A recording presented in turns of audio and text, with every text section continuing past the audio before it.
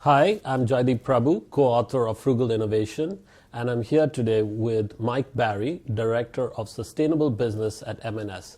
Thanks for joining us, Mike. I wanted to start by asking you a little bit about yourself. Jaideep, I'm Director of Sustainable Business at M&S. I've been here 15 years now. My job is to work with the whole board, the whole Marks & Spencer business model to make us more sustainable. Not just our own operations, the 1,300 stores and websites we have around the world, but the supply chains that service our needs. We sell over 3 billion items to 34 million people every year. It's a lot of stuff, a lot of factories, a lot of farms. We don't own those. We've got to encourage them to become sustainable. And then the other direction, our customers too. My job is to work with our marketing teams, our communication teams to ensure that we're not just explaining the M&S difference in terms of purpose and values to our customers, but also helping our customers use our products in a different way, avoiding landfill, avoiding waste, using our products efficiently as well. Can you tell us how Plan A got started and what it's trying to achieve? So Marks & Spencer's had a brand value of trust in some shape or form ever since it was formed 131 years ago. But we worked out 2006 that the thing we were doing then, corporate social responsibility, was good, but not good enough.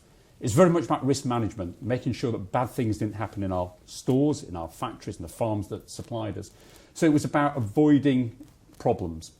When we looked at ourselves in the mirror, we said Marks & Spencer is about more than that. Marks & Spencer is about leadership. And in 2007, we started to see these emerging issues to do with resource use, to do with climate change. And we asked ourselves, are we doing enough? And the answer was no. And we set ourselves the simple task, how do we redefine retail for the better?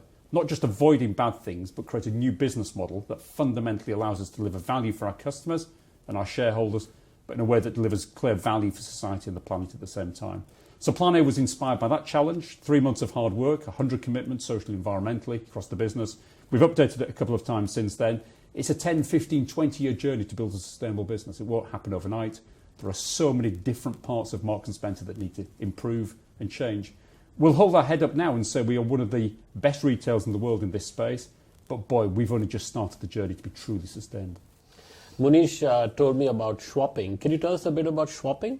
So Schwapping is very simple in its concept. We sell 350 million garments a year.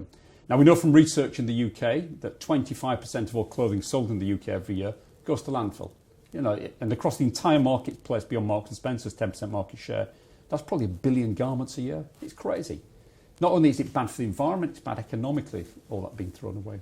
So we set ourselves the homework question at the start of Plan A. How do we encourage more people of our customers to return clothing to us once they're finished with it? It might be a little bit worn, it might be out of fashion, it might just be clogging up the wardrobe.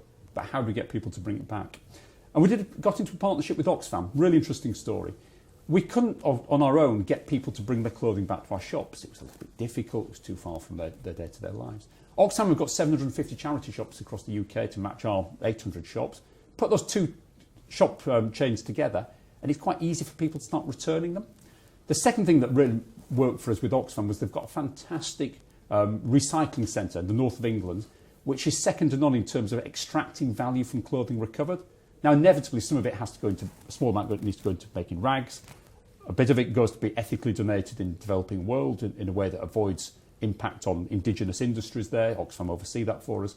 But a lot of it is sorted into creating maximum value for Oxfam in terms of the money they can raise from it.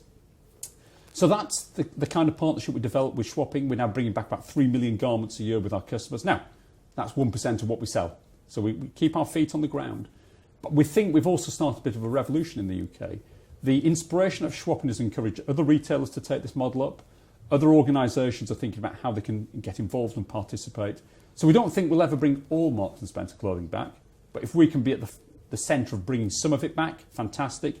And the great thing about the customer coming back to us with the clothing to donate is the customer comes back to us. And there is no more important challenge in the 21st century for businesses to build that lifetime loyalty to the customers. So material comes back, it doesn't go to landfill, charity gains, but we get our customers back in our shops. What's not to like? Any words of advice or inspiration for frugal innovators out there, particularly those in large organizations? Well, I think one of the things that Marks & Spencer has done very well right across the organisation is to pack a lot of innovation into a small number of areas quite quickly. So we've taken, for example, shops where we've tried 4 or 5 shops that have been ultra green. We've worked with our suppliers to create factories that are ultra green.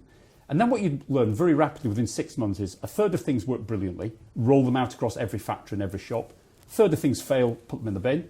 And a third of things, frankly, just need a little bit more time. You've got to tweak them and play with them. But these centres of excellence really bring it to life. Rather than it being a theory, you really drive things from there. And the second and final thing I would probably say in terms of inspiration is set some big goals. That's what Marks & Spencer did in 2007 with Plan A. We didn't have all the answers. We failed a few commitments, but that was the right thing to do. But by stretching ourselves, aiming to have every single product that we sell with a Plan A story has forced us to innovate. You know, commercial categories have come to us and said, what is sustainable wine? What are sustainable flowers? What are sustainable slippers? We've all scratched our heads, we've gone away and innovated, and we've come up with new approaches to providing the products and services to our customers that excite them, but do it in a fundamentally better way for society and environment, because we set the goal to do it.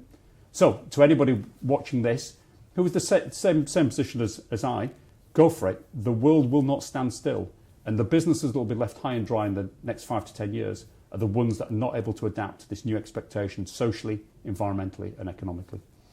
Mike Barry, thank you so much. Pleasure. Thank you, Jaideep.